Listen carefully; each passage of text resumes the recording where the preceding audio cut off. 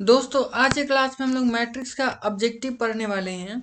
Actually आपको पता होगा कि आप मेरे चैनल पे क्या है कि 70% से भी ज़्यादा सिलेबस हम कंप्लीट कर चुके हैं। सारा चैप्टर पढ़ा चुके हैं बीएससी मैथ्स का। आप जानते हैं कि हम बीएससी मैथ्स के लिए ही ओनली वीडियो बनाते हैं और उसमें आपको 70% सिलेबस बहुत ही डिटेल में अच्छे से पढ़ा चुके हैं। और 2-3 बुक आपको रिवीजन भी हम करा दिए, one shot revision, one video में पूरा कंसेप्ट बता दिए। और एक्चुअली इतना जल्दी जल्दी हम ये इसलिए कर रहे थे क्योंकि जो BRABU बिहार यूनिवर्सिटी है, बिहार यूनिवर्सिटी का जो एग्ज़ाम का डेट निकला था जनवरी में। अब तो खैर ओमिक्रॉन आ गया है तो फिर अब लग रहा है कि जनवरी में एग्ज़ाम नहीं हो पाएगा। फिर भी उसके चलते हम जल्दी जल्दी सिलेबस आपका कुछ खींचे थे और आपको रिवीजन भी कराए थे। तो अब चूंकि बिहार यूनिवर्सिटी को हम इसलिए ज़्यादा फोकस करते हैं क्योंकि कल ही हम अपने टेलीग्राम ग्रुप में क्या किए थे, वोटिंग करवाए थे कि किस किस यूनिवर्सिटी के स्टूडेंट हैं जो हमसे जुड़े हुए हैं। तो सबसे ज़्यादा जो स्टूडेंट जुड़े हुए हैं वो बिहार यूनिवर्सिटी से ही हैं। तो मेरा फ़र्ज बनता है कि सबसे ज़्यादा जो लोग हैं उनका पहले हित के बारे में सोचा जाए। तो बिहार यूनिवर्सिटी का जो अभी एग्ज़ाम होने वाला है पार्ट 1 का, उसमें अब जो 20 से 23 सेशन है, अब उसका कंफर्म है कि एग्ज़ाम ऑब्जेक्टिव ही होगा। क्योंकि यूनिवर्सिटी बोला था कि अगर कोरोना आता है तो एग्ज़ाम क्या होगा, ऑब्जेक्टिव ही होगा। वैसे भी पहले ही बताया था कि पार्ट 1 का दोनों एग्ज़ाम क्या होगा, ऑब्जेक्टिव होगा। तो 99% ये अब कंफर्म हो गया है कि हम लोग का जो बिहार यूनिवर्सिटी का एग्ज़ाम होने वाला है 20 से 23 का, वो क्या होने वाला है, ऑब्जेक्टिव होने वाला है। इस पॉइंट ऑफ व्यू से हम लोग को ऑब्जेक्टिव प्रैक्टिस करना बहुत ही ज़रूरी बन जाता है। तो अब बात आता है कि ठीक है, ज़रूरी है तो ऑब्जेक्टिव कहाँ से प्रैक्टिस करें। तो सबसे पहले जो बिहार यूनिवर्सिटी मॉडल सेट जारी की है उसका हम लोग को प्रैक्टिस करना चाहिए। तो अभी तो 20 से 23 वाले सेशन के लिए कोई मॉडल सेट नहीं आया है और अभी तो कंफर्म करके ये भी नहीं बताया गया है कि एग्ज़ाम ऑब्जेक्टिव होगा, लेकिन हम लोग को लग रहा है कि होगा। तो जो पिछले साल का जो ऑब्जेक्टिव है, पिछले साल क्या मतलब 19 से 22 वाले सेशन का मॉडल सेट जो जारी किया गया था, उसके ऑब्जेक्टिव को, और जो क्वेश्चन बैंक मतलब क्वेश्चन आया था 19 से 22 वाले सेशन का, उसके ऑब्जेक्टिव को हम लोग अच्छे से देखे समझे तो हम लोग को समझ में आएगा कि किस टाइप का क्वेश्चन हम लोग को मिल सकता है एग्जाम में। और बात रही गेस वगैरह की, तो ज़्यादा हम ये सारी चीज़ पे बिलीव नहीं करते हैं कि गेस वगैरह में अलग अलग टाइप के क्वेश्चन दे देते हैं। पता नहीं वो कौन कौन सा क्वेश्चन सेट करता है। कोई बहुत बड़ा बड़ा क्वेश्चन दे देता है, किसी में बहुत आसान आसान दे देता है।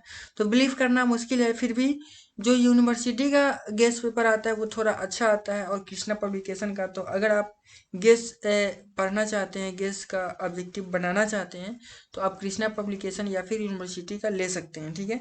लेकिन हम जो इस वीडियो में ऑब्जेक्टिव आपको प्रैक्टिस कराएंगे वो बिहार यूनिवर्सिटी के द्वारा जारी किया गया मॉडल सेट और क्वेश्चन बैंक, जो मतलब पिछले साल पूछा है 2022 19 से 22 वाले सेशन में जो भी ऑब्जेक्टिव क्वेश्चन पूछा है मैट्रिक्स का, वो दोनों को हम सॉल्व कराएंगे आपको। मतलब मॉडल सेट में मैट्रिक्स से जितने भी ऑब्जेक्टिव है और आपको जितने भी ऑब्जेक्टिव पूछे गए पिछले साल, उस सारे ऑब्जेक्टिव को, मैट्रिक्स का जितना भी ऑब्जेक्टिव बन रहा है सारे को हम सॉल्व कराएंगे अच्छे से एक्सप्लेन करते हुए। और आपको पूरा फुल सॉल्यूशन हम आपको देंगे। ऐसा नहीं कि सीधा हाँ इसका ए होगा बी होगा ऐसे करके नहीं, पूरा आपको समझा करके हम बताएंगे। तब इस वीडियो की एंड करेंगे। इस वीडियो को देखने के बाद हम ये उम्मीद करके चलेंगे कि मैट्रिक्स से आपका एक भी क्वेश्चन ना छूटे।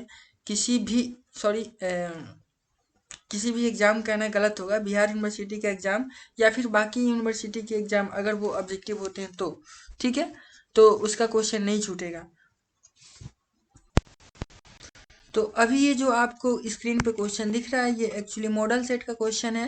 2019 से 22 वाले सेशन के लिए मॉडल सेट जो बिहार यूनिवर्सिटी द्वारा जारी किया गया था वही मॉडल सेट है।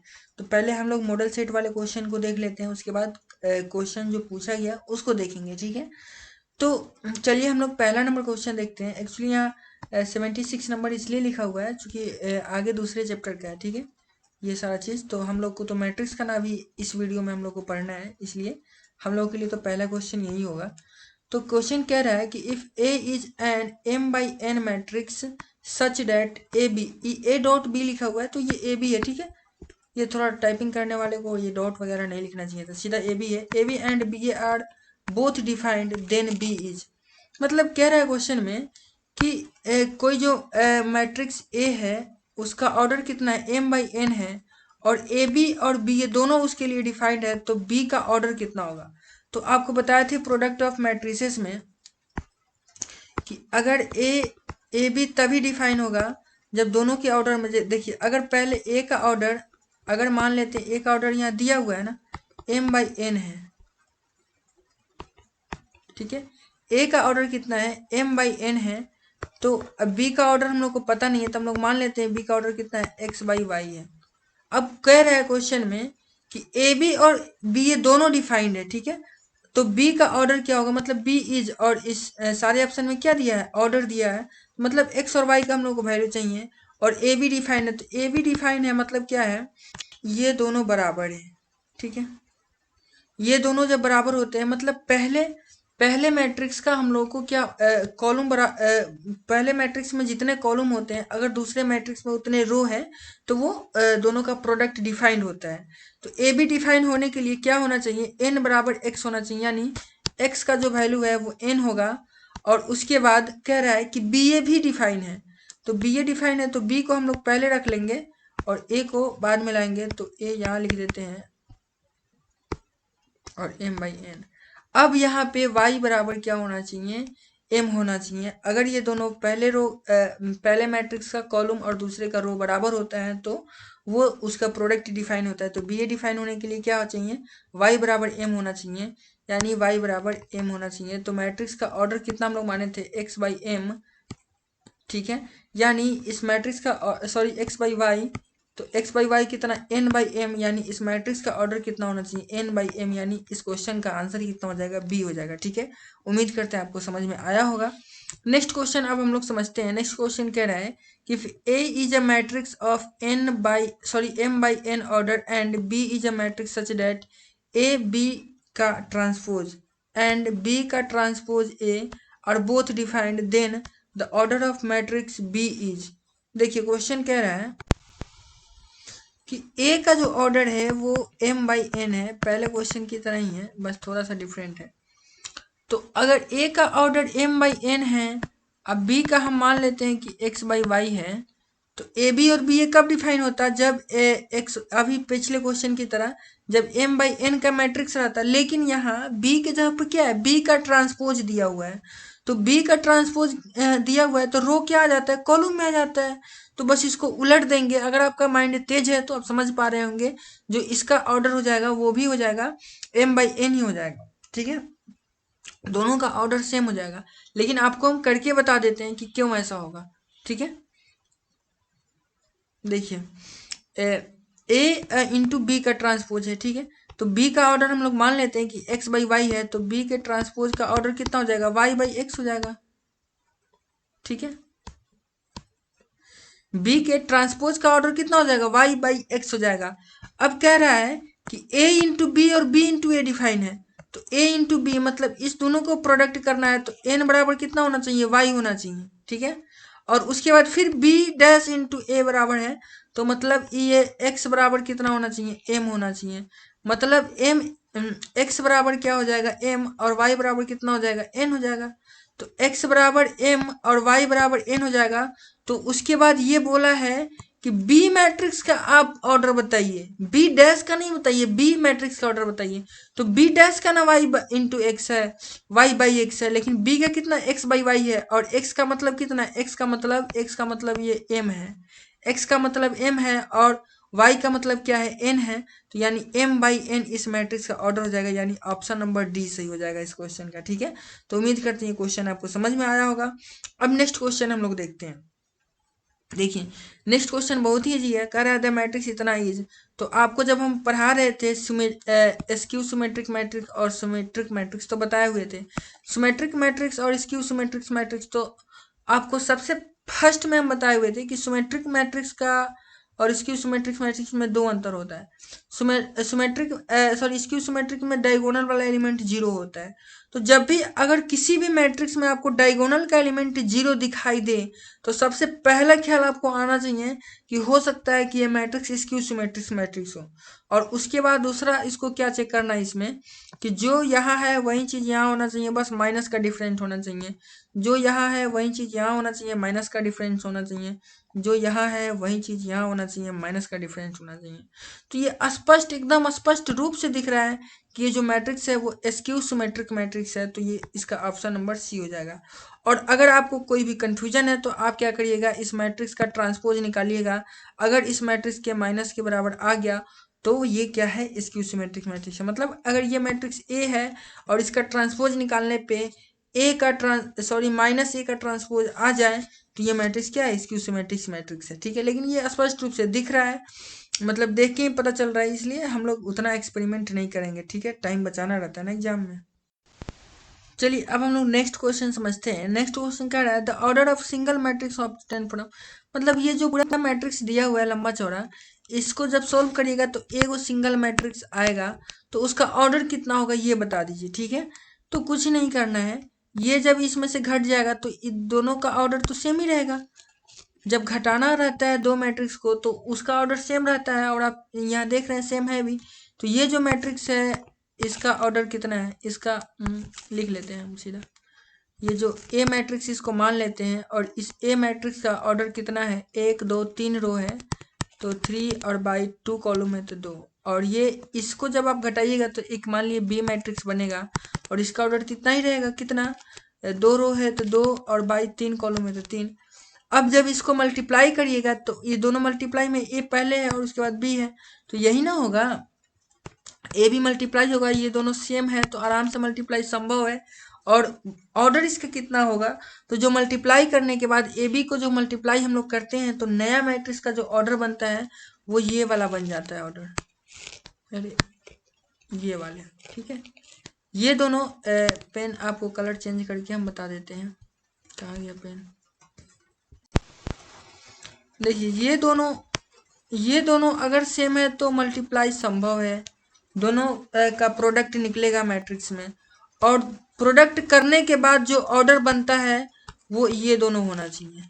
जो प्रोडक्ट करने के बाद नए मैट्रिक्स का ऑर्डर हो जाता है यही दोनों हो जाता है, यानी जो नया मैट्रिक्स बनेगा उसका ऑर्डर कितना हो जाएगा, 3/3 हो जाएगा। ठीक है, तो 3/3 जो भी ऑप्शन में होगा वो सही होगा। ऑप्शन नंबर डी में है तो डी ऑप्शन नंबर सही हो गया। ठीक है, तो इस क्वेश्चन का ऑप्शन डी हो जाएगा आंसर। ठीक है, अब हम लोग आते हैं नेक्स्ट क्वेश्चन पे, थोड़ा ये चेंज कर लेते हैं, ब्लू ही ठीक है। नेक्स्ट क्वेश्चन कह रहा है कि इफ इतना इज इक्वल टू इतना, मतलब दो मैट्रिक्स इक्वल है, then the value of X Y Z and W respectively. तो कोई नहीं, आमने सामने वाला को इक्वल हम लोग कर देते हैं ना, तो यहाँ एक्स वाई बराबर 7 कर लेंगे। उसके बाद एक्स प्लस जेड बराबर 7 कर लेंगे, सॉरी एक्स प्लस वाई बराबर 4 कर लेंगे ना, सॉरी एक्स प्लस वाई बराबर 4 कर लेंगे। 2x प्लस जेड बराबर 7 कर लेंगे, x माइनस वाई बराबर 0 कर लेंगे, और 2z प्लस डब्ल्यू बराबर 10 कर लेंगे, और सबको सारी इक्वेशंस को सिंप्लीफाई कर लेंगे तो आंसर मिल जाएगा। ठीक है, अब सिंप्लीफाई करके बताएंगे तो फिर ज़्यादा टाइम लग जाएगा, तो फिर सारे क्वेश्चंस नहीं कर पाएंगे, वीडियो बहुत लंबा हो जाएगा। ठीक है, तो इस क्वेश्चन को आप खुद से कर लीजिएगा, ज़्यादा कुछ है नहीं। तो नेक्स्ट क्वेश्चन है द मैट्रिक्स इतना इज, अब ये कौन सा मैट्रिक्स है, तो ये आप जानते हैं कि यूनिट मैट्रिक्स है। यूनिट मैट्रिक्स मतलब आइडेंटिटी मैट्रिक्स। आइडेंटिटी मैट्रिक्स में क्या होता है कि डायगोनल का एलिमेंट 1 1 होता है, बाकी सारा एलिमेंट 0 होता है। तो ये दो ऑर्डर का क्या आइडेंटिटी मैट्रिक्स है, यानी ऑप्शन ए हो जाएगा यूनिट मैट्रिक्स। ठीक है, उसके बाद अब क्वेश्चन कह रहा है कि ए बराबर ए आई जे, और ये क्या है 4/3 का मैट्रिक्स है, वेयर ए आई जे बराबर इतना दिया हुआ है, तो देन ए बराबर, देखिए अब क्या करना है, 4/3 का आपको एक मैट्रिक्स बनाना है। तो ये ऑप्शन में जितने भी मैट्रिक्स दिए गए हैं वो 4/3 के हैं। अब हम लोग को क्या करना है, ऑप्शन से इस क्वेश्चन को सोल्व कर लेना है। अब जो ऑप्शन इस क्वेश्चन के इस कंडीशन को सेटिस्फाई करता होगा वो मैट्रिक्स सही है। अब जैसे कि देख लीजिए क्या करना है हम लोग को बारी बारी से। अब यहाँ पे ये जो 0 लिखा हुआ है किस जगह पे, किस पोजीशन पे है, A11 पे है। ये जो 0 है A11 पे है, तो A11 कहने का मतलब हुआ I के जगह पर भी 1 और J के जगह पर भी 1। तो इस इक्वेशन में I के जगह पर 1 और J के जगह पर 1 रखने पर कितना आएगा? तो ऊपर 1 - 1 और नीचे 1 + 1। तो 1 - 1 0 हो जाएगा, नीचे में 1 + 2 कुछ भी रखिएगा तो 0 ही आएगा ना। तो यानी ये क्या हो जाएगा? 0 हो जाएगा। तो डायगोनल का सारा एलिमेंट इस मैट्रिक्स में 0 हो जाएगा। ये वाली जो सेम आएगी, क्यों? क्योंकि ये A11 है, 22 है, 33 है, तो सेम रहेगा। तो I - J घट के 0 हो जाएगा। 0 में किसी भी चीज़ से डिवाइड करिएगा तो 0 हो जाएगा। तो ये तो सारे ऑप्शन में वैसे भी दिया हुआ है, बाकी चेक करने हैं, ठीक है। तो अब ये चेक करिए कि यहाँ A1 I के जगह पे 1 और J के जगह पे 2 रखने पे क्या -1/3 आ रहा है। तो I के जगह पे जब आप 1 रखिएगा तो क्या हो जाएगा? 1 और J के जगह पे रखिएगा कितना रखना था? 2। तो ये -1 हो जाएगा और बाई नीचे में 3 भी हो जाएगा। तो ये सारे इसमें नहीं दिया हुआ है, सी में। तो ये ऑप्शन एलिमिनेट हो गया, ये ऑप्शन खत्म हो गया और ये ऑप्शन भी खत्म हो गया क्योंकि इसमें -1/3 नहीं दिया हुआ है। अब इस दो में कोई सही होगा। तो अब हम लोग इसको देखते हैं, सेकेंड वाले को। तो इसमें क्या, थर्ड वाले को, तो इसमें क्या करना है? I के जगह पे 1 रखना है और J के जगह पे क्या रखना है? 3 रखना है। तो 1 - 3 कितना होता है? 1 - 3 होता है -2। तो क्या -2 ऊपर में हो गया। अब I नीचे में कितना हो जाएगा? 1 + 3 4। तो कट के कितना हो जाएगा? -1/2। तो -1/2 दोनों में है। तो चलिए ठीक है। अब हम लोग चलते हैं नेक्स्ट एलिमेंट को चेक करते इसको। तो यहाँ पे पता चल जाएगा, जब यहाँ पे हम लोग A21 रखेंगे, ये A21 है, A21 है। तो I की जगह पे 2 रखेंगे, J की जगह पे 1 रखेंगे, तो 2 - 1 1 हो जाएगा ऊपर में, और नीचे में कितना हो जाएगा? 2 + 1 कितना हो जाएगा? 3। यानी 1/3 होना चाहिए, जो A नंबर ऑप्शन में नहीं है। किस में है? B में है। यानी ऑप्शन नंबर B हम लोग का सिलेक्ट हो गया। ऑप्शन नंबर B इस क्वेश्चन का आंसर हो जाएगा, ठीक है। यही तो उम्मीद करते हैं ये चीज़ आपको समझ में आया होगा। ये सारा 12th का चीज़ है, ठीक है। उसके बाद अब नेक्स्ट क्वेश्चन है, द मैट्रिक्स इतना एज, इसके बारे में बोला है कि सिमेट्रिक है, स्क्यू सिमेट्रिक है, डायगोनल है, अपर एंड अपर ट्रायंगुलर है। तो आपको पहले ही बताया था, किसी भी मैट्रिक्स का अगर सारा एलिमेंट, डायगोनल का सारा एलिमेंट 0 हो तो आपके माइंड में सबसे पहला ख्याल आना चाहिए कि वो में भी स्क्यू सिमेट्रिक हो। तो यहाँ स्पष्ट आप देख सकते हैं, माइनस का अंतर है, बाकी एलिमेंट सेम है। इस तरीके से पेयर बना हुआ है। तो ये क्या है? स्क्यू सिमेट्रिक मैट्रिक्स है, देख के ही पता चल रहा है, ठीक है। और अगर आपको नहीं समझ में आया तो इसके ट्रांसपोज निकाल के देख सकते हैं। उसके बाद नेक्स्ट क्वेश्चन है, इफ ए मैट्रिक्स ए बराबर इतना is symmetric matrix then the value of X Y and T R respectively.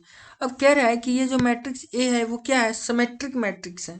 Symmetric matrix का कंडीशन क्या होता है कि इसका ट्रांसपोज निकालिएगा तो वो इसी के बराबर आ जाए, तो एक्स वाई और टी का वैल्यू क्या होगा? तो ये मैट्रिक्स का ट्रांसपोज निकालते हैं तो कितना आएगा? 5 2 x है ना। तो यह हो जाएगा 5 2 x, ऐसे हो जाएगा। और यहाँ हो जाएगा y2 और -3, और यहाँ कितना हो जाएगा? 4t - 7 4t, और ये हो जाएगा -7, ठीक है। अब जब आप इसको इक्वल करिएगा तो x के इक्वल में क्या आ रहा है? 4 आ रहा है। तो देखिए x के जगह पे 4, इसमें भी है, इस वाले में भी है, इस वाले में भी, इसमें नहीं है। डी यानी डी नंबर ऑप्शन खत्म। ऐसे ऑप्शन को एलिमिनेट करके जब हम लोग क्वेश्चन बनाते हैं ना तो क्वेश्चन बहुत ही जल्दी सोल्व होता है, ठीक है। अब उसके बाद देखिए टी के करस्पॉन्डिंग कितना है? -3। तो देखिए ये ऑप्शन खत्म, ये भी ऑप्शन खत्म। क्या यार, टी के करस्पॉन्डिंग -3 तो किसी ऑप्शन में, हाँ टी टी टी टी तो यहाँ है सबसे लास्ट में ना। तो सबसे लास्ट में -3 किस में है? ऑप्शन नंबर बी में है, ठीक है। तो ये वाला ऑप्शन सेलेक्ट हुआ। ये ऑप्शन नंबर 1 खत्म हो गया, सी भी खत्म हो गया, डी भी खत्म हो गया, यानी ऑप्शन नंबर क्या? बी सही है, ठीक है। अब देख लीजिए 2 किसके करस्पॉन्डिंग है? यहाँ वाई के करस्पॉन्डिंग क्या है? देख लीजिए वाई के करस्पॉन्डिंग 2 है, यानी ऑप्शन नंबर बी सही है। ऐसे ऑप्शन को एलिमिनेट करके हम लोग क्या करते हैं? क्वेश्चन को सॉल्व करते हैं। उम्मीद करते हैं ये सब चीज़ आपको समझ में आ रहा हो। ज़्यादा बारीकी से हमको समझाने की जरूरत नहीं होना चाहिए। आसान चैप्टर है, ठीक है, आसान कॉन्सेप्ट है। अब कह रहा है next question, for any square matrix A into A का ट्रांसपोज इज, ए के ऊपर अगर हम लोग टी लिखते हैं तो इसका मतलब होता है ए का ट्रांसपोज, या फिर ए के ऊपर ऐसे डैश लिखते हैं तो ए इंटू ए का ट्रांसपोज क्या होता है? तो ए में अगर आप ए के ट्रांसपोज से मल्टीप्लाई करते हैं तो क्या होगा? तो आप बहुत ही अच्छे से पढ़े हैं कि ए में अगर आप ए के ट्रांसपोज से मल्टीप्लाई करते हैं तो वो आइडेंटिटी के बराबर आ जाता है। और ये इसका ऑप्शन नंबर ए सही हो जाएगा। ठीक है, किसी भी मैट्रिक्स में अगर उसके ट्रांसपोज से मल्टीप्लाई करिएगा तो वो किसके बराबर आ जाता है, आइडेंटिटी के बराबर आ जाता है। ठीक है, अब नेक्स्ट क्वेश्चन हम लोग देखते हैं।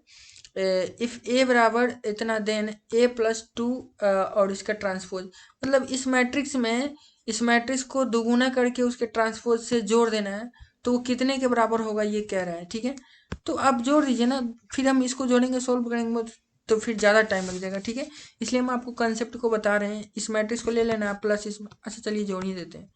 इसको दोगुना करके ट्रांसपोज कर देना है, तो इस लाइन को हम लोग दोगुना करेंगे, तो दोगुना करके ट्रांसपोज करना है, मतलब ये जो रो है अब ये कॉलम बनने वाला है, लेकिन इसको क्या कर देना है, दोगुना कर देना है। तो 0 को दोगुना करेंगे तो 0 ही हो जाएगा, -1 को दोगुना करेंगे तो -2 हो जाएगा, और 2 को दोगुना करेंगे तो 4 हो जाएगा। ठीक है, उसके बाद फिर इस लाइन को दोगुना करना है, दोगुना करके फिर अब इस लाइन को तो कॉलम में लिखना है, दूसरे कॉलम में, तो ये हो जाएगा 2, फिर हो जाएगा 0, और इसको दोगुना करेंगे तो हो जाएगा 6। फिर इस लाइन को अब दोगुना करना है, तो इस लाइन को दोगुना करने के लिए इस लाइन को क्या करना है, ये -2 है तो ये हो जाएगा -4, और ये हो जाएगा -6, और ये हो जाएगा 0। ठीक है, अब ध्यान से देखिएगा कि अब ये इसमें इस दोनों को अब जोड़ देना है। ठीक है, अब इस मैट्रिक्स को और इस मैट्रिक्स को जोड़ देना है, क्योंकि क्वेश्चन में बोला है ए प्लस 2 इंटू ए का ट्रांसपोज। तो जब आप इस दोनों को जोड़िएगा तो नया जो मैट्रिक्स बनेगा वो कितना बनेगा, 0 और -1 और 2 कितना हो जाएगा, -1 और 2 कितना हो जाता है, 1 हो जाएगा, और 2 और -4 -2 हो जाएगा, और फिर 1 और -2 कितना हो जाएगा, -1 हो जाएगा, और ये 0 तो 0 ही रहेगा, और उसके बाद 3 और -6 कितना हो जाएगा, 3 और -6 -3 हो जाएगा। ठीक है, और ये कितना हो जाएगा, -2 और 4 कितना, 2 हो जाएगा, और -3 और 6 कितना हो जाएगा, 3 हो जाएगा, और ये 0 का 0 ही रहेगा। अब आप अगर ध्यान, ये 2 है, अगर आप ध्यान से देखें तो क्या आप पा रहे हैं कि ये स्क्यू सिमेट्रिक मैट्रिक्स है, और ये किसके बराबर है, -a के ट्रांसपोज के। अगर ये मैट्रिक्स ए है दिया ही हुआ है, तो ये -a के ट्रांसपोज के बराबर है कि नहीं। आप ध्यान से देख लीजिए, अगर आप -a का ट्रांसपोज करिएगा, इस a का ट्रांसपोज करके माइनस करिएगा तो वो इतना ही मैट्रिक्स आएगा। ठीक है, क्योंकि ये सिमेट्रिक मैट्रिक्स है। ठीक है, तो इसका जो ऑप्शन नंबर हो जाएगा वो ऑप्शन नंबर बी सही हो जाएगा। आप इसको एक बार अच्छे से समझिएगा, आपको समझ में ज़रूर आएगा। ठीक है, उसके बाद कह रहे हैं नेक्स्ट क्वेश्चन कि इफ़ ए बराबर cos x minus sine x cos x, then a into A का ट्रांसपोज इज इक्वल टू। अब देखिए a इंटू ए का ट्रांसपोज करिएगा तो ये मैट्रिक्स पहले से है, और इसका ट्रांसपोज मतलब इसको, अच्छा एक मिनट, ये तो इसका तो सीधा सीधी बात है ना। a इंटू ए का ट्रांसपोज क्या होता है, आइडेंटिटी होता है किसी भी मैट्रिक्स के लिए, फॉर एनी मैट्रिक्स। तो यहाँ अगर ये मैट्रिक्स दिया है तो इसके लिए भी है, अगर ये दिया रहता तो इसके लिए भी होता, कोई भी मैट्रिक्स दिया रहता तो उसके लिए हो जाता। यानी इसका सीधा सीधी हम लोग आंसर दे सकते हैं, ये आइडेंटिटी मैट्रिक्स है। ठीक है, तो ये 0 मैट्रिक्स होगा नहीं, ये 1 1 होगा नहीं, तो आइडेंटिटी ये I2 हो जाएगा। I2 का मतलब होता है कि 2 ऑर्डर का आइडेंटिटी मैट्रिक्स। ठीक है, तो ये मैट्रिक्स 2 ऑर्डर का है, तो ये 2 ऑर्डर का आइडेंटिटी मैट्रिक्स हो जाएगा। नेक्स्ट क्वेश्चन है if A is any square matrix, A क्या है, एक स्क्वायर मैट्रिक्स है, then which of the following is skew symmetric. ठीक है, ए अगर स्क्वायर मैट्रिक्स है तो इसमें से कौन सा स्क्यू सिमेट्रिक मैट्रिक्स हो जाएगा। ठीक है, तो आपको पता है कि ए माइनस ए का ट्रांसपोज करते हैं तो वो सिमेट्रिक आता है, और ए प्लस ए का ट्रांसपोज करते हैं तो वो, सॉरी एक मिनट, थोड़ा सा उल्टा हो गया, ए प्लस ए का ट्रांसपोज करते हैं तो क्या आता है, सिमेट्रिक मैट्रिक्स आता है, और ए माइनस ए का ट्रांसपोज करते हैं तो स्क्यू सिमेट्रिक मैट्रिक्स आता है। ये हम लोग 12th क्लास से ही पढ़ते आ रहे हैं। तो क्वेश्चन में क्या कर रहे हैं, स्क्यू सिमेट्रिक मैट्रिक्स कह रहे हैं ना, तो ये हो जाएगा ऑप्शन नंबर बी हो जाएगा, ए माइनस ए का ट्रांसपोज। ठीक है, नेक्स्ट क्वेश्चन देखते हैं, if A is a square matrix then A minus A is a skew symmetric matrix. अभी तो वही बताया ना, ए अगर स्क्वायर मैट्रिक्स है तो ए माइनस ए का ट्रांसपोज क्या होता है, स्क्यू सिमेट्रिक होता है। If A is equal to 1 2 3 4 then A square minus 5 A is equal to, तो ये तो सिंप्लीफाई करने वाली बात है। ए का स्क्वायर निकाल लीजिए और उसमें से ए में 5 से मल्टीप्लाई करके घटा दीजिए, और जितना आएगा वो क्वेश्चन का आंसर हो जाएगा। अगर वो 2 आ जाएगा, मतलब जितना आएगा, अगर वो कुछ नहीं आया तो नल मैट्रिक्स हो जाएगा। ठीक है, मतलब 0 मैट्रिक्स आ गया तो उसी को नल मैट्रिक्स भी बोलते हैं। तो वो आप ये क्वेश्चन आप खुद से कर लीजिएगा। ठीक है, इतना हम क्या बताएं, मतलब बहुत लंबा वीडियो हो जाएगा। ठीक है, तो अब नेक्स्ट क्वेश्चन देखते हैं। If A is equal to A B B A and A square is equal to alpha beta beta alpha, then अब कह रहे हैं कि ए बराबर इतना है और ए स्क्वायर बराबर इतना है, तो कौन सा कंडीशन सही है। तो इसके लिए हम लोग को क्या करना होगा, ए स्क्वायर निकालना होगा। तो ए स्क्वायर बराबर क्या हो जाएगा, ए इंटू ए। तो ए कितना है, ए बी बी ए, ठीक है। तो ए स्क्वायर बराबर कितना हो जाएगा, इसका double multiply A B B A, ठीक है। अब हम लोग क्या करते हैं, इसको मल्टीप्लाई कर लेते हैं। तो ये हो जाएगा ए स्क्वायर और ये हो जाएगा प्लस ए बी, ठीक है। और उसी तरीके से यहाँ भी कुछ आएगा, यहाँ भी कुछ आएगा, यहाँ भी कुछ आएगा, ठीक है। थोड़ा सा टेक्निकली हम लोग सॉल्व करते हैं, मतलब ऑप्शन को एलिमिनेट करके सॉल्व कर लेंगे, मतलब कम से कम टाइम में कैसे सॉल्व किया जाता है आप यहाँ सीख सकते हैं। अब ए स्क्वायर का वैल्यू दिया हुआ है, ए स्क्वायर का यही वैल्यू ना है, यानी इस ये जो बराबर है वो किसके बराबर है, अल्फा बीटा और बीटा अल्फा की। तो यहाँ से एक चीज़ आप देख सकते हैं कि अल्फा इज इक्वल टू कितना हो जाएगा, A square plus A B, ठीक है। तो alpha is equal to A square A B जिसमें दिया होगा वही ऑप्शन क्या होगा, सही होगा। अच्छा, एक मिनट, थोड़ी सी मिस्टेक हो गई। यहाँ जब हम मल्टीप्लाई करेंगे तो ये ए स्क्वायर हो जाएगा और इसका तो ये बी स्क्वायर होगा ना। तो अल्फा बराबर क्या होगा, ए स्क्वायर प्लस बी स्क्वायर। तो ऑप्शन ए में दिया है, बी में भी यही दिया है, सी में भी यही दिया है, तो इसे पता नहीं चला।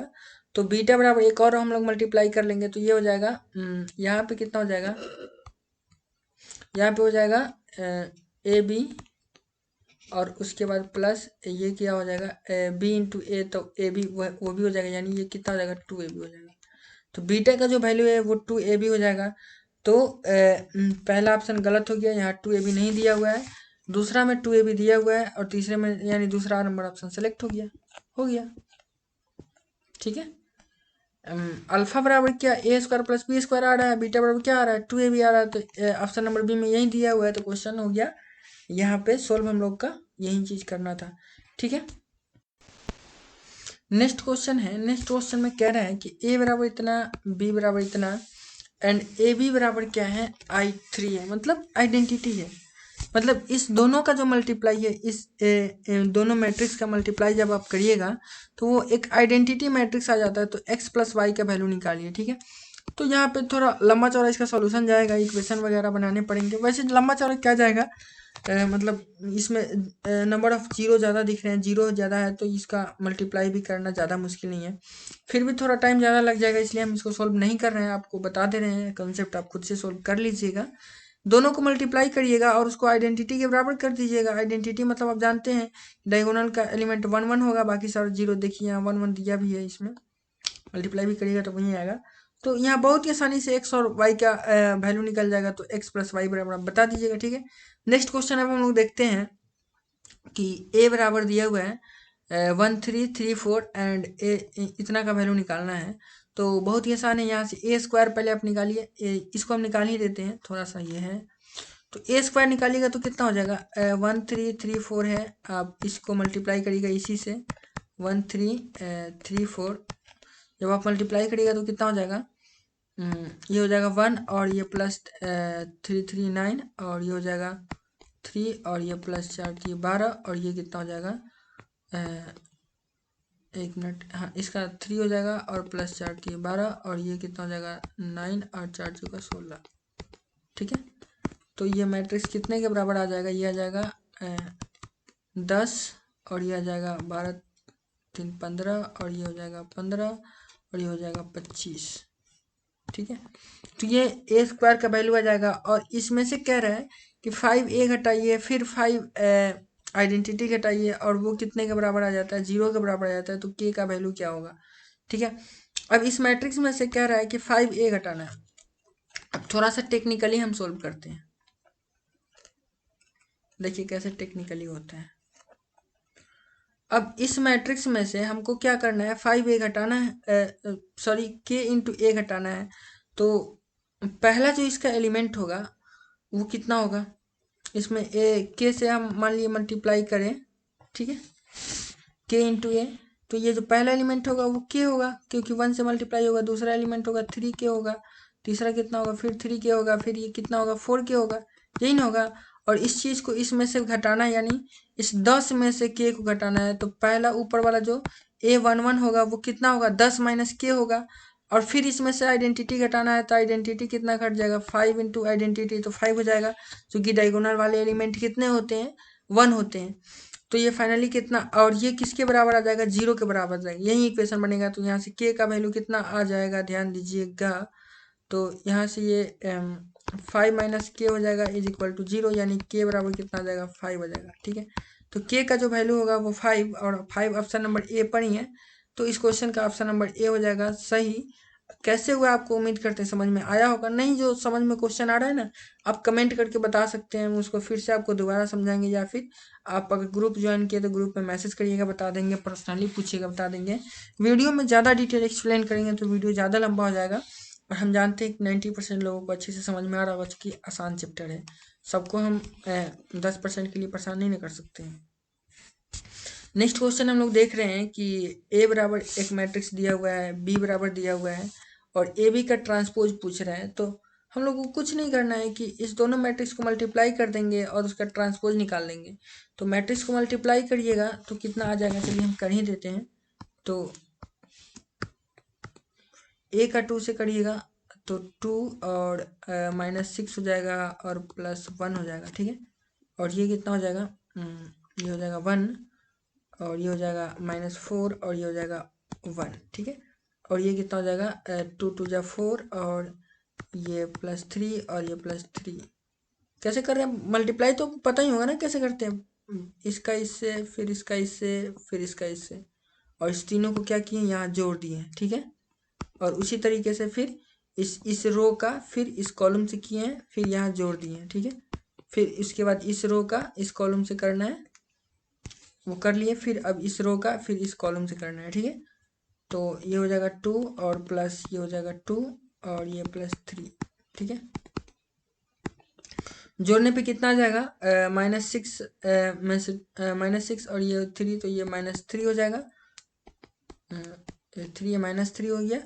और ये कितना हो जाएगा, -3 -2 हो जाएगा, और उसके बाद ये हो जाएगा 10 हो जाएगा, और ये कितना हो जाएगा, 7 हो जाएगा। ठीक है, तो ये देख लीजिए किस ऑप्शन में है, -3 -2 और 10, ये फर्स्ट ऑप्शन में ही है। तो पहला नंबर ही ऑप्शन सही हो गया। ठीक है, तो बहुत ईजी क्वेश्चन दिया हुआ है। एक मिनट, पहला नंबर ऑप्शन ही सही नहीं हो गया, इसका अभी ट्रांसपोज भी तो निकालना है। अभी तो ये भी निकाले ना, इसका ट्रांसपोज करिएगा तो किस ऑप्शन में चला जाएगा, तो ये ऑप्शन नंबर बी में चला जाएगा। इसीलिए आपको मिस्टेक नहीं करना, या तो हमसे खुद ही मिस्टेक हो रहा था।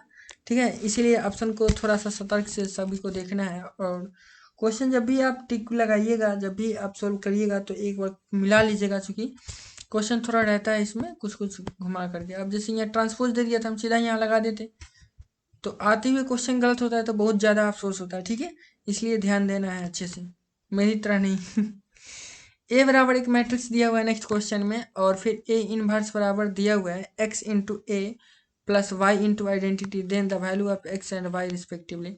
तो कुछ नहीं करना है, हम लोग ए इनवर्स निकाल लेंगे, और फिर इधर ए इनवर्स बराबर इसको कर देंगे अप्लाई, x से मल्टीप्लाई कर देंगे a में, और y से मल्टीप्लाई कर देंगे एक आइडेंटिटी मैट्रिक्स लेके, और दोनों को इक्वेट कर लेंगे। तो x और y का वैल्यू कितना आएगा वो बता देना है। अब यहाँ इन्वर्स वगैरह निकालने का, इन्वर्स निकालने का तो मतलब ये 2x2 मैट्रिक्स में बहुत आसान सा फंडा है। आपको ट्रिक भी हम बताए थे, वो आप अप्लाई करके इसको क्या कर लीजिएगा, खुद से सॉल्व कर लीजिएगा। थोड़ा मतलब सारे क्वेश्चन को अगर एक्सप्लेन करके हम बताने लगे, सारा कॉन्सेप्ट रिवीजन कराने लगे, तो वीडियो बहुत ज़्यादा लंबा हो जाएगा। मेरा डिटेल में पढ़ाने का कोई फ़ायदा नहीं रहेगा। ये तो ऑब्जेक्टिव आपको प्रैक्टिस करवा रहे हैं ना। ठीक है, नेक्स्ट क्वेश्चन देखते हैं। ए बराबर इतना दिया हुआ है एंड ए इनवर्स बराबर इतना दिया हुआ है, देन एक्स का वैल्यू कह रहा है। तो फिर उसी तरीके से इसका ए इनवर्स हम लोग निकाल लेंगे, और उसको इसके इक्वल टू इक्वेट कर देंगे, और एक्स का वैल्यू आ जाएगा। आपको हम बता ही देते हैं इनवर्स वाला फंडा क्या होता है, थोड़ा 1 मिनट टाइम ही लगेगा, क्योंकि 2 क्वेश्चन दिया हुआ है तो फिर बनता है बनाना। देखिए, जैसे कि इसका हम लोग को इन्वर्स निकालना है, तो हम लोग कुछ नहीं करते हैं। जैसे कि इस ए मैट्रिक्स का इन्वर्स निकालना है, तो इस वाले चीज़ को हम लोग क्या करते हैं, एक्सचेंज करते हैं। जैसे कि 1 2 -5 1, इसका इन्वर्स अगर हम लोग को निकालना है तो कुछ भी नहीं करना है। इस 1 को, अब तो यहाँ 1 ही है, मान ली कि यहाँ अगर 3 रहता तो क्या करते, इस 3 को यहाँ लिख देते, और फिर इस 1 को अरे यार, इस 1 को यहाँ लिख देते और इस दोनों को सेम टू सेम लिखते, या मान लेते हैं 5 है, सेम टू सेम लिखते हैं बस माइनस से मल्टीप्लाई करके। यहाँ 2 है तो इसको -2 लिख देंगे, या -5 है तो 5 लिख देंगे। इन्वर्स रेडी है, ठीक है, तो कोई दिक्कत नहीं है। इसका इन्वर्स इतना हो गया। तो उसी तरीके से इस क्वेश्चन में इसका इन्वर्स कितना हो जाएगा। इस क्वेश्चन में दोनों तो 1 1 ही है, तो चेंज करने का जरूरत ही नहीं है, तो ये 1 1 ही रहेगा। और इस दोनों माइनस चेंज कर देंगे तो ये 5 हो जाएगा, ये -2 हो जाएगा। इसका इन्वर्स हो गया। अब इसमें ए इन्वर्स बराबर में क्या कर लेना है, एक्स से एक्स इंटू ए कर लेना है, तो एक्स से ए से मल्टीप्लाई कर देंगे, प्लस फिर वाई से आइडेंटिटी मैट्रिक्स लेकर मल्टीप्लाई कर देंगे, और उसके बाद सोल्व कर लेंगे। ठीक है, कर लीजिएगा। तो उसके बाद तो ये वाला क्वेश्चन और भी आसान हो जाता है कि इसका इन्वर्स इसके इक्वल है। तो इस ए मैट्रिक्स का इन्वर्स क्या है, देखिए इसका इन्वर्स क्या हो जाएगा, एक्स यहाँ चल जाएगा, 2x यहाँ आ जाएगा, और ये -x हो जाएगा, और ये 0 हो जाएगा, क्योंकि 0 माइनस से भी मल्टीप्लाई करेंगे इतना हो जाएगा। और ये किसकी इक्वल है, इक्वल है 1 0 के और -1 और 2 के। ठीक है, तो यहाँ से x इज इक्वल टू 1 आ जाएगा। यहाँ से भी देखिएगा तो x इज इक्वल टू 1 है, यहाँ से भी देखिएगा तो x इज इक्वल टू 1 है, यानी सी नंबर ऑप्शन क्या हो जाएगा, सही हो जाएगा। ठीक है, चलिए अब हम नेक्स्ट क्वेश्चन देखते हैं। नेक्स्ट क्वेश्चन कह रहा है कि इफ ए बराबर इतना is the sum of symmetric matrix B and, एक मिनट, इफ ए बराबर इतना is the sum of a symmetric matrix B and a skew symmetric matrix C, then B is. Question कह रहा है कि ए जो ये मैट्रिक्स है ना, वो सम है किसके, बी मैट्रिक्स और सी मैट्रिक्स के, जहां बी मैट्रिक्स सिमेट्रिक है और सी मैट्रिक्स स्क्यू सिमेट्रिक है। मतलब ए बराबर बी प्लस सी है, और ए सिमेट्रिक है और बी स्क्यू सिमेट्रिक है। तो कह रहा है कि बी इज, इसमें से इस चारों ऑप्शन में से बी कौन सा है, ये आपको बताना है। तो सबसे पहले आपको बता दिया है कि बी क्या है, बी स्क्यू सिमेट्रिक मैट्रिक्स है। तो आपको हम पहले ही ट्रिक बताए थे कि जब भी स्क्यू सिमेट्रिक मैट्रिक्स की बात आती है, डायगोनल का सारा एलिमेंट 0 होता है।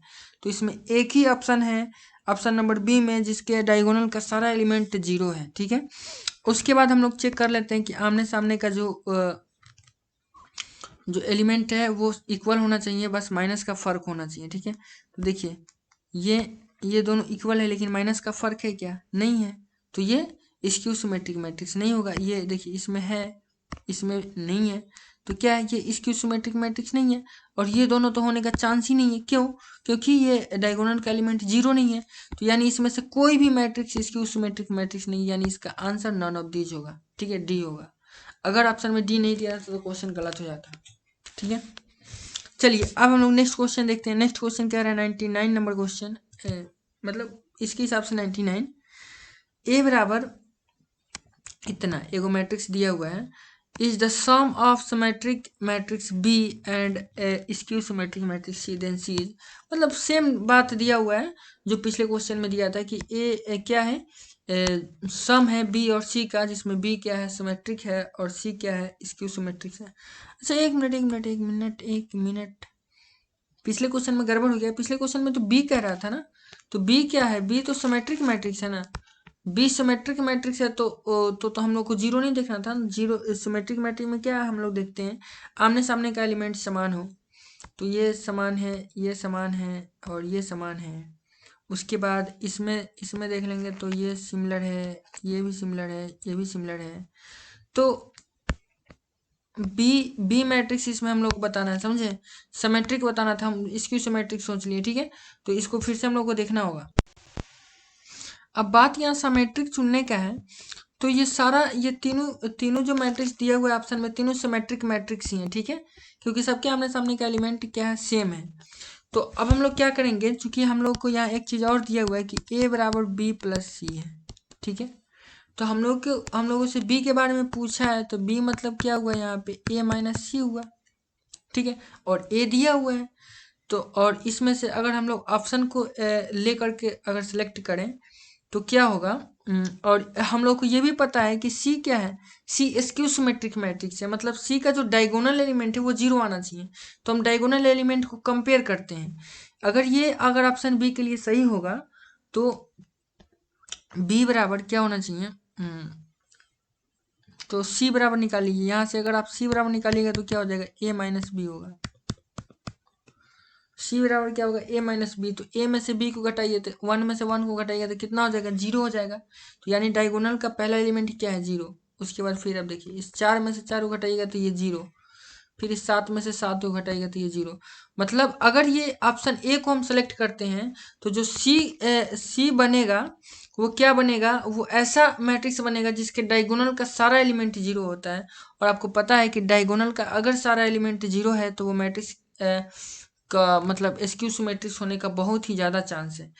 तो हम लोग देख लेते हैं कि इस मैट्रिक्स को अगर आप सेलेक्ट करिएगा तो इसमें से अगर घटाइएगा इसको तो इसके डायगोनल पर 0 0 है तो इसमें से घटाइएगा तो 1 4 7 आ जाएगा।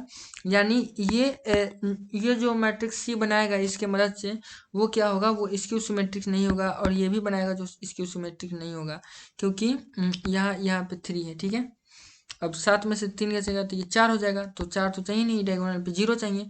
यानी जो ऑप्शन ए है उस पर सही होने का चांसेस ज़्यादा है। लेकिन कि इतना ही हम लोग ये नहीं कर सकते हैं क्योंकि यहाँ ऑप्शन में नॉन ऑफ डीज भी दिया हुआ है, तो बाकी ऑप्शंस भी चेक करने होंगे। ठीक है, तो अब ए के लिए हम लोग बाकी ऑप्शन चेक करते हैं कि अगर यहाँ 2 में से 5/2 को घटाइएगा तो कितना होगा। तो 2 में से 5/2 को घटाइएगा मतलब -1/2 का 2 मतलब 2 और 5/2 मतलब 2.5। तो 2 में से 2.5 को घटाइएगा तो -1/2 होगा। और उसके बाद फिर इस 3 में से 2.5 को घटाइएगा तो 1/2 मतलब 1/2 का अपोजिट -1/2, यानी इसकी सिमेट्रिक आ रहा है। यानी ऑप्शन ए क्या हो जाएगा, सही हो जाएगा। ठीक है, तो नेक्स्ट क्वेश्चन अब हम लोग देखते हैं। नेक्स्ट क्वेश्चन उसी तरीके से हम लोग बना सकते हैं, इसमें भी वही फंडा अप्लाई होगा। ए बराबर बी प्लस सी। तो यहाँ हम लोगों को सी के बारे में कह रहा है तो बी का वैल्यू निकाल लेंगे तो बी बराबर कितना होगा ए माइनस सी। ठीक है, बी बराबर ए माइनस सी होगा।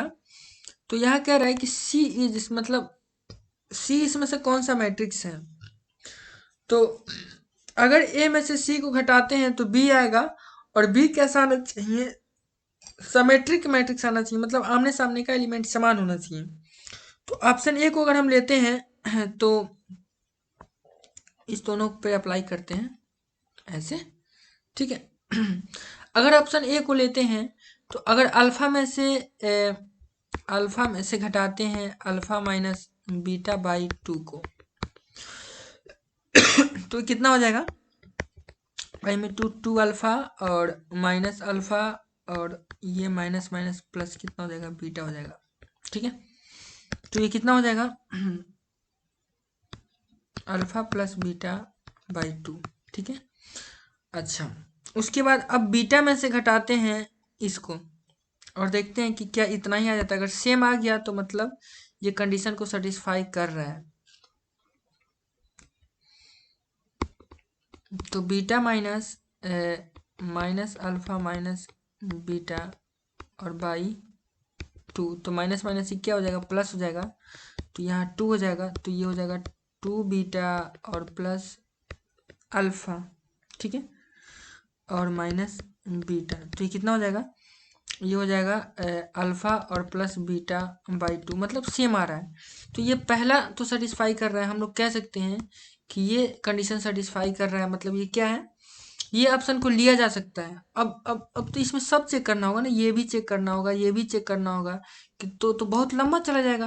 तो हम लोग ऐसा करते हैं कि इस दोनों को देखते हैं, अगर इस दोनों में से कहीं एक भी अगर सेटिस्फाई नहीं किया तो ये ऑप्शन गलत हो जाएगा और ये ऑप्शन गलत हो जाएगा तो ये सही हो जाएगा। ठीक है, वैसे नन ऑफ दिस दिया है लेकिन ऐसा नहीं होता, इतना नहीं परेशान करता है क्वेश्चन में। ठीक है, तो क्या करते हैं कि ऑप्शन बी को देखते हैं कि ऑप्शन बी एलिमिनेट हो रहा है क्या। तो अब इसी में से ना इतना घटाना है। तो अगर यहाँ सेम है, इतना घटाने पे इतना सेटिस्फाई कर रहा है तो ये घटाएंगे। अगर ये इसमें से अल्फा में से इतना घटाने पे मान लीजिए इतना आ रहा है तो फिर अल्फा में से इतना घटाएंगे तो भी इतना ही आएगा क्योंकि ये दोनों सेम है। फिर यहाँ भी सेम है तो ये अंतर कहाँ है पहले हम लोग ये देखेंगे। यहाँ जितना यहाँ है इतना ही यहाँ है। यहाँ देखिए हाँ यहाँ अंतर है, देख लीजिए इसमें और इसमें अंतर है। ठीक है, देखिए यहाँ अल्फा प्लस बीटा बाई 2 दिया हुआ है, यहाँ minus alpha plus beta by 2 दिया हुआ है और यहाँ क्या है माइनस। तो दोनों में अंतर है, देख लेते हैं कौन सा सही है। ठीक है, सेटिस्फाई करके देख लेते हैं। तो यहाँ क्या करना है हम लोगों को, किस में से घटाना है, या 1 में से घटाना है। ठीक है, देखते हैं कौन सा सही है। अच्छा, ऑप्शन सी पहले देख लेते हैं, ये 0 वाला है, कहीं हो सकता है यहीं हो जाए, तो ज़्यादा मेहनत नहीं करना पड़ेगा। ठीक है, ऑप्शन 0, तो यहाँ 0 में से 1 में से 0 घटाएंगे तो क्या हो जाएगा, 1 हो जाएगा। और यहाँ कितना हो जाएगा, 1 में से 0 घटाएंगे तो यहाँ भी 1 हो जाएगा। अरे, फिर यहाँ 0 है। ठीक है, तो 1 में से 0 घटाएंगे तो कितना हो जाएगा, 1 हो जाएगा। और फिर यहाँ अल्फ़ा, यहाँ तो हमको देखना नहीं है, फिर वहाँ 1 हो जाएगा। मतलब ध्यान से देखिए, ए में से फिर इसको घटाएंगे तो यहाँ हम लिख रहे हैं कितना होगा, ये 1 हो जाएगा। अल्फ़ा में से देखिए इसको घटा लेते हैं, अल्फ़ा में से 2 अल्फ़ा, 2 अल्फ़ा माइनस अल्फ़ा कितना हो जाएगा, alpha minus alpha plus beta, भी इसी को ना घटाए थे, तो हो जाएगा अल्फ़ा प्लस बीटा बाई 2। ये कंडीशन सेटिस्फाई कर रहा है। ठीक है, ये भी कराए थे, ये सेम ही है। देखिए ये जितना है उतना ही है, अभी तो इसको घटा के देखे थे, कंडीशन सेटिस्फाई कर रहा था, तो यहाँ नहीं लिखते हैं। फिर ये कितना हो जाएगा, 1 हो जाएगा। फिर ये कंडीशन यहाँ का सेटिस्फाई कर रहा था, इसको छोड़ रहे हैं। और ये कितना हो जाएगा, बाकी सारा जगह क्या है, 1 1 1, यानी ऑप्शन सी हो जाएगा। ठीक है, ऑप्शन सी सेटिस्फाई कर रहा है, देख लीजिए, यहाँ ये सेटिस्फाई कर रहा था, और यहाँ 1 हो जाएगा, फिर यहाँ ये 1 हो जाएगा, फिर ये 1 हो जाएगा, फिर ये 1 हो जाएगा, ये 1 हो जाएगा, और ये गामा हो जाएगा। ठीक है, तो इससे तो मतलब है नहीं, ये भी सेटिस्फाई कर रहा है, ये भी सेटिस्फाई कर रहा है, ये भी कर रहा है, मतलब ऑप्शन सी ही इसका सही आंसर हो जाएगा। बेकार में हम लोग इधर दिमाग लगा रहे थे। ठीक है, चलिए अब हम लोग देखते हैं 100 नंबर क्वेश्चन, मतलब नेक्स्ट क्वेश्चन। 100 नंबर क्वेश्चन में क्या है कि दो मैट्रिक्स इक्वल करके दिया हुआ है, और यहाँ बोल रहा है X Y Z A B C D वगैरह का वैल्यू निकालने के लिए। तो आप इसको इक्वेशन बना के खुद से सॉल्व करके निकाल लीजिएगा। एक्चुअली क्या है कि इसमें ज़्यादा टाइम क्या हो ही जाता है। मतलब देखिए, यहाँ एक्स प्लस 3 बराबर 0 दिया हुआ है, तो स्पष्ट है कि एक्स बराबर कितना होगा, -3 होगा। अब देख लीजिए, एक्स बराबर -3 जोना जोना में दिया है वो सही है, बाकी सारा ऑप्शन एलिमिनेट हो जाएगा। जैसे देखिए, 1 नंबर पे 1 है, 2 नंबर पे ये है, 3 नंबर, 4 नंबर, देखिए चौथा नंबर में एक्स है ना। अब देखिए, जौना में चौथा नंबर में -3 दिया है वो सही है, 1 2 3 4, ये -3 दिया है, ये ऑप्शन सही है। और बाकी किसी में दिया है क्या, 1 2 3 4, तो ये भी सही है। अब इस दोनों बाकी दो ऑप्शन जो है, इसमें -3 नहीं दिया है, -3 नहीं दिया, तो ये गलत हुई है। अब कोई एक और का वैल्यू निकाल लीजिए जो आसान है। देखिए यहाँ a-1 बराबर कितना दिया हुआ है, -3, यानी a का वैल्यू कितना हो जाएगा, उधर जाएगा -1 तो +1 हो जाएगा, तो a का वैल्यू कितना होगा, -2। अब a मतलब फर्स्ट में -2 इसमें दिया हुआ है, इसमें भी दिया हुआ है। अब दूसरा हम लोग देख लेते हैं, b-3 किसके बराबर दिया हुआ है, नहीं ये महंगा पड़ जाएगा और किसको ले z+4, देखिए z+4 बराबर कितना दिया हुआ है, 6 दिया हुआ है, तो z बराबर कितना हो जाएगा, 2 हो जाएगा। तो z बराबर 2, z कितने नंबर पे है, z सबसे लास्ट में, तो सबसे लास्ट में 2 दिया हुआ है। देखिए इसमें -2 है, इसमें 2 है, यानी ऑप्शन नंबर डी सही हो जाएगा। ठीक है, तो इस तरीके से ऑप्शन को एलिमिनेट करके आप आसानी से सोल्व कर सकते हैं भारी बड़ी क्वेश्चन को भी। अब चलिए हम लोग नेक्स्ट क्वेश्चन देखते हैं। अच्छा, 100 नंबर क्वेश्चन नहीं देखे थे क्या 101 देख लिए। 100 नंबर क्वेश्चन में क्या है, if A matrix A is both symmetric and skew symmetrics, then देखिए ए अगर क्या है, सिमेट्रिक भी है, स्क्यू सिमेट्रिक भी है, तो ए कौन सा मैट्रिक्स होगा, तो ए जीरो मैट्रिक्स होगा। हम आपको बताए थे जब पढ़ा रहे थे, आपको रिवीजन सीरीज रिवीजन करा रहे थे, तो उसमें बताए थे कि अगर ए सिमेट्रिक भी है और स्क्यू सिमेट्रिक भी है, तो वो जीरो मैट्रिक्स ही होता है। चलिए अब हम लोग नेक्स्ट क्वेश्चन देते हैं। Total number of possible matrices of order 3/3 with each entry 2 और 0। तो कह रहा है कि 3/3 ऑर्डर का मैट्रिक्स में अगर 2 और 0 को एंट्री दिया जाए तो वो कितने ऑर्डर पॉसिबल हो सकते हैं, तो वो 512 होता है। ठीक है, कैसे होता है अभी आपको बता रहे हैं। जितने एंट्री देता है, जैसे कि यहाँ 2 और 0 दे रहा है, मतलब 2 एंट्री है तो 2, और जितना ऑर्डर रहता है उसको मल्टीप्लाई करके पावर में रख देते हैं, तो 3 3 9, तो 2 के पावर में 9। अब 2 के पावर 9 को सॉल्व करिएगा तो 512 आ जाएगा। ये 12th क्लास में पढ़ना था। ठीक है, if A and B are matrices of same order, ठीक है, ए और बी का जो मैट्रिक्स है वो दोनों सेम ऑर्डर का है, तो देन ए बी का, अच्छा एक मिनट, यहाँ थोड़ा सा हमको लग रहा है कि क्वेश्चन में मिस्टेक किया है। यहाँ ए बी और उसके ऊपर 1 दिया है, इसको देना चाहिए था A B inverse minus B A inverse, या फिर देना चाहिए था ए बी का ट्रांसपोज माइनस बी का ट्रांसपोज इज इक्वल टू। तो अगर यहाँ पे ट्रांसपोज देता तो आंसर होता स्क्यू सिमेट्रिक, ठीक है, और ट्रांसपोज ही होना चाहिए था, ठीक है, तो इसका आंसर स्क्यू सिमेट्रिक हो जाएगा।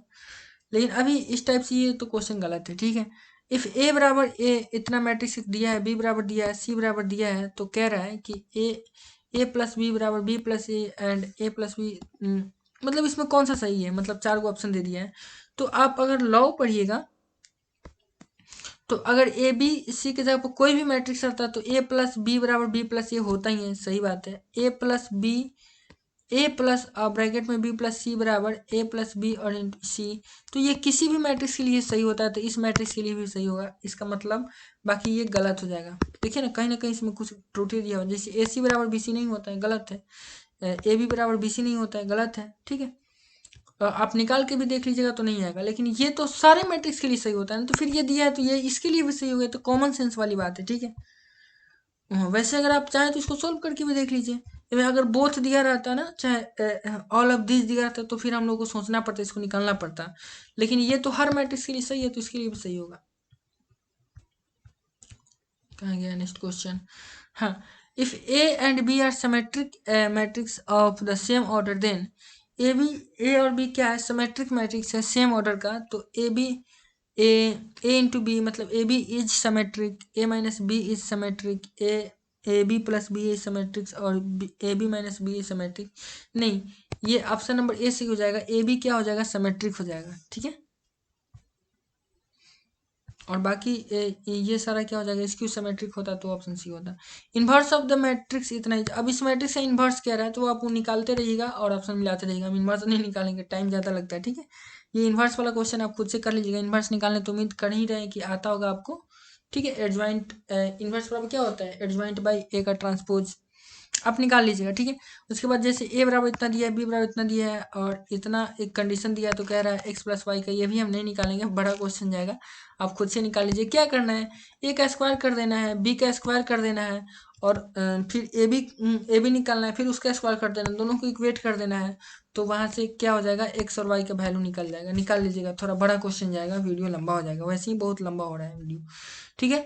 अब कह रहे हैं if A square minus A plus identity is equal to 0 then inverse of A is, ठीक है। तो यहाँ से हम लोग क्या करते हैं, ए इनवर्स निकालने के लिए, यहाँ से ए इनवर्स निकालने का तरीका होता है, क्या होता है तरीका, हम लोग 12th क्लास में पढ़े हुए, जैसे कि यहाँ पे लिखा हुआ है A square minus A plus identity is equal to 0, तो हम लोग इसको ऐसे लिख लेते हैं, A square minus A is equal to identity, ठीक है, सॉरी माइनस आइडेंटिटी हो जाएगा, इधर आएगा तो यहाँ से ए को कॉमन लेके उधर भेज देंगे, तो क्या हो जाएगा, ए माइनस इधर एक कॉमन ले लेंगे तो ये हो जाएगा आइडेंटिटी इज इक्वल टू, या फिर इसको 1 भी लिख सकते हैं, ठीक है, या फिर आइडेंटिटी भी लिख सकते हैं। आइडेंटिटी से किसी मैट्रिक्स में मल्टीप्लाई करते हैं तो कोई असर थोड़ी पड़ता है, तो ये ए इधर आके क्या हो जाएगा, ए इनवर्स, तो minus identity into A inverse हो जाएगा, ठीक है। तो अब ए इनवर्स का वैल्यू कितना हो जाएगा, तो ए इनवर्स बराबर क्या हो जाएगा, अब देखिए ऐसे ही इसको रहने देते हैं, ए माइनस आइडेंटिटी, तो ये कितना हो जाएगा, आइडेंटिटी से मल्टीप्लाई भी होगा ए इनवर्स में तो उतना ही रहेगा, तो ये हो जाएगा माइनस ए इनवर्स, तो ए इनवर्स बराबर कितना हो जाएगा, माइनस इधर आ जाएगा, तो ये हो जाएगा आइडेंटिटी माइनस ए, तो ऑप्शन नंबर क्या हो जाएगा, identity minus A, option number A हो जाएगा इसका आंसर, ठीक है। नेक्स्ट क्वेश्चन हम देखते हैं, A is a square matrix such that A square is equal to identity and a minus identity q plus a plus identity q minus 7a is equal to, अब देखिए कह रहा है कि a स्क्वायर बराबर आइडेंटिटी है, तो ये सारा कंडीशन बराबर कितना होगा, तो ये आप खुद से सोल्व कर लीजिएगा ना। ए स्क्वायर का वैल्यू आइडेंटिटी आ रहा है, तो ए क्यू का वैल्यू कितना आएगा, ए क्यू का वैल्यू ए क्यू का वैल्यू निकाल लेना है, और उसके बाद इसको मतलब इक्वेशन को सॉल्व करना है, और वहाँ पे ए स्क्वायर का वैल्यू 1 पुट कर दीजिएगा तो आंसर आ जाएगा, ठीक है। इसको आप खुद से सॉल्व कर लीजिएगा, थोड़ा लंबा जाएगा इसलिए हम नहीं कर रहे हैं।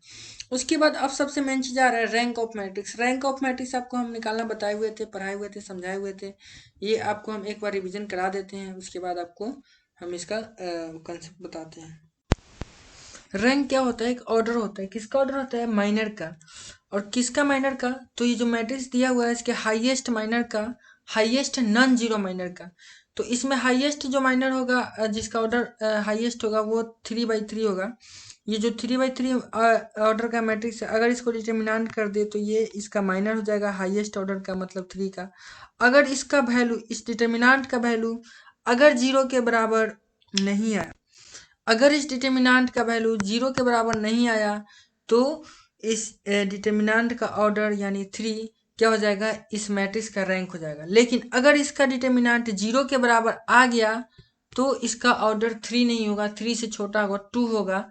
और 2 भी कब होगा, जब इसके किसी 2/2 ऑर्डर के माइनर का वैल्यू माइनर नॉन जीरो अगर आया, मतलब उसका वैल्यू 0 के बराबर नहीं आया तो सबसे पहले हम लोग रैंक को पता करने के लिए क्या करेंगे, इसका डिटर्मिनेंट निकाल देंगे। ये स्क्वायर मैट्रिक्स है और इसका जितना ऑर्डर है उसका डिटर्मिनेंट निकाल देंगे तो इसका हाईएस्ट माइनर का डिटर्मिनेंट हो जाएगा। तो आप इसका डिटर्मिनेंट निकाल दीजिए, तो कितना होगा इसका डिटर्मिनेंट निकाल के हम लोग देख लेते हैं। ठीक है, तो ये हो जाएगा 10 × 40 माइनस 8 × 48। ठीक है, और -2 इंटू कितना हो जाएगा 10 दूना 20 माइनस 7 × 42। ठीक है, और +3 इंटू कितना हो जाएगा 8 दूना 16 और माइनस 7 चौका 28। ठीक है, अब इसको सोल्व करिएगा तो ये कितना हो जाएगा -8 और ये -2 इंटू कितना हो जाएगा -22। ठीक है, और प्लस ये कितना हो जाएगा 8 और 4 12, तो ये -12 इंटू 3 मतलब 3 इंटू -12 कह सकते हैं। जब आप इसको सोल्व करिएगा तो हो जाएगा -8 और ये +44 और ये कितना हो जाएगा -12 3 36। ठीक है, तो ये आप देख रहे हैं कि 36 8 44 होता है, तो ये किसके बराबर आ गया, 0 के बराबर आ गया। मतलब इसका रैंक 3 नहीं होगा। ठीक है, 3 नहीं होगा तो कितना होगा 2 कब होगा, जब इसका एक भी 2/2 वाला ऑर्डर का जो माइनर है वो नॉन जीरो के बराबर होगा। तो इसमें से देख लीजिए, अगर आप इस माइनर को लेते हैं तो इसका डिटर्मिनेंट कितना आ रहा है 10 × 40 माइनस 8 चौका 8 × 48, मतलब नॉन जीरो आ रहा है, -8 आ रहा है। तो -8 क्या होता है, नॉन जीरो होता है, यानी इसका रैंक कितना हो जाएगा 2। रैंक 2 क्यों हुआ है, क्योंकि इसका एक ऐसा माइनर है, 2 ऑर्डर का एक ऐसा माइनर है जिसका वैल्यू क्या है, नॉन जीरो है, 0 के बराबर नहीं है। और 2 से जो बड़ा वाला ऑर्डर है यानी 3 है, उसका माइनर कितना आ गया है, 0 आ गया है। ठीक है, इसलिए। ठीक है, तो अब इसका रैंक निकालना है तो उसी तरीके से हम लोग क्या करेंगे, चेक करेंगे इसमें 3/3 ऑर्डर के कई माइनर बन सकते हैं। जैसे एक ये माइनर बनेगा, इसका डिटर्मिनेंट निकालेंगे, अगर ये 0 के बराबर आ गया तो फिर इसका छोड़ देंगे हम लोग, इसका निकालेंगे। फिर उसके बाद ऐसे करके जितने भी 3/3 ऑर्डर के माइनर बन रहे हैं उसका हम लोग डिटर्मिनेंट निकालेंगे। अगर वो सारे 0 आ गए तो फिर 2/2 ऑर्डर का निकालेंगे। जहाँ जब तक 0 नॉन जीरो नहीं आया तब तक छोड़ेंगे नहीं, पहले 3/3 ऑर्डर का सारा का निकालेंगे, उसके बाद 2/2 ऑर्डर का निकालेंगे। ठीक है, और अगर 3/3 ऑर्डर का जितना भी माइनर है सबका वैल्यू 0 के बराबर आ गया तो रैंक 2 हो जाएगा। और अगर 2/2 का भी सारा का सारा 0 आ गया तो रैंक 1 हो जाएगा। ठीक है, और अगर 3/3 ऑर्डर का ही 0 नहीं आया, नॉन जीरो आ गया तो ऑर्डर 3 हो जाएगा। ठीक है, रैंक 3 हो जाएगा। आप खुद से कर लीजिएगा, हम छोड़ देते हैं क्योंकि टाइम ज़्यादा लगेगा, सबका वैल्यू निकालना, सबका डिटर्मिनेंट सोल्व करना पॉसिबल नहीं है। अब रैंक ऑफ द मैट्रिक्स इतना for all values of T के ऑल वैल्यू के लिए इस मैट्रिक्स का रैंक कितना होगा ये बताना है। ठीक है, मतलब कहने का मतलब है कि टी को यहाँ हम लोग को वेरिएबल की तरह ट्रीट करना है। टी के जगह पर अगर कुछ भी रखें, टी ही रखें, तो इसका रैंक क्या होगा, मतलब टी से इंडिपेंडेंट होगा तो इसका रैंक क्या होगा। तो टी को साथ में ही रख के हम इसका क्या कर लेंगे, माइनर निकालेंगे। जैसे आप सोल्व कर लीजिए ना, आप इसका ऑर्डर ये क्या करिएगा, इसका डिटर्मिनेंट निकालेगा तो कितना आएगा, T into T square minus 3t, और ये तो 0 हो जाएगा, और -1 इंटू 0 माइनस 0, तो ये तो 0 ही हो जाएगा। तो कितना हो जाएगा TQ माइनस 3t स्क्वायर। ठीक है, TQ माइनस 3t स्क्वायर इसका आ रहा है, मतलब ठीक है। तो ये क्या है, अगर इस TQ माइनस 3t स्क्वायर का वैल्यू 0 के बराबर आ जाता है तो इस मैट्रिक्स का रैंक कितना होगा, 2 होगा।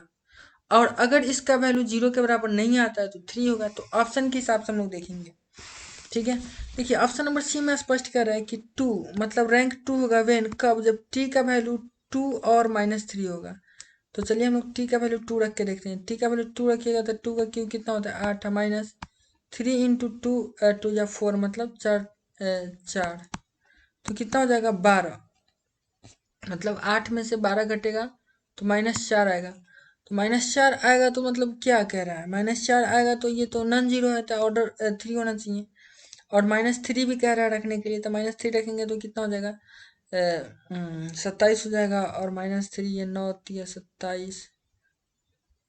अच्छा, तो अगर यहाँ पे हम लोग -3 रखते हैं तो ये 27 कितना हो जाएगा 27 और माइनस ये हो जाएगा 9 और 9 3 जो 27, तो 27 माइनस 27 क्या हो जाएगा 0 हो जाएगा। यानी अगर -3 रखे तो ये 0 के बराबर हो जाएगा और ऑर्डर हो जाएगा 2। लेकिन अगर 2 रखे तो भी इसका ऑर्डर 3 होगा, क्योंकि ये -4 के बराबर आ रहा है जो नॉन जीरो है, ठीक है। तो कहने का मतलब क्या है कि ये इसका जो ऑप्शन सी है ये भी गलत है, क्योंकि अगर यहाँ केवल -3 दिया रहता तो ये ऑप्शन सही रहता। यहाँ 2 देकर ये गलती कर दिया है, तो यहाँ 2 भी नहीं कर सकते हैं कन्फर्म, 3 भी नहीं कर सकते, इसलिए इसका ऑप्शन क्या हो जाएगा नॉन ऑफ दीज हो जाएगा, ठीक है। तो उम्मीद करते हैं आपको ये सारा चीज़ समझ में आ गया। मॉडल पेपर का जो जितना भी ऑब्जेक्टिव है आपको समझ में आ गया। हम तो आपको बोले थे कि क्वेश्चन बैंक जो पिछले साल पूछा है उसका भी कराएंगे, लेकिन वीडियो बहुत लंबा हो गया इसलिए नहीं करा पाएंगे। नेक्स्ट वीडियो में हम जो पिछले साल जो भी क्वेश्चन पूछा गया है 19 से 22 वाले सेशन का मैट्रिक्स का, वो सारा क्वेश्चन कराएंगे इस वीडियो में। बस यही मॉडल सेट का ही क्वेश्चन रहने देते हैं, काफ़ी बड़ा लंबा वीडियो हम बनाना नहीं पसंद करते हैं, ठीक है। तो उम्मीद करते हैं आपको सारा चीज़ समझ में आया होगा। अगर कोई भी डाउट है तो आप कमेंट करके ज़रूर बताइएगा, और अगर आप वीडियो को लास्ट तक देख रहे हैं तो एक बार कमेंट करके ज़रूर बताइएगा कि आपको ये वीडियो कैसा लगा और आप लास्ट तक देख रहे थे, ठीक है। तो मिलते हैं अब हम लोग नेक्स्ट वीडियो में, तब तक के लिए बाय बाय।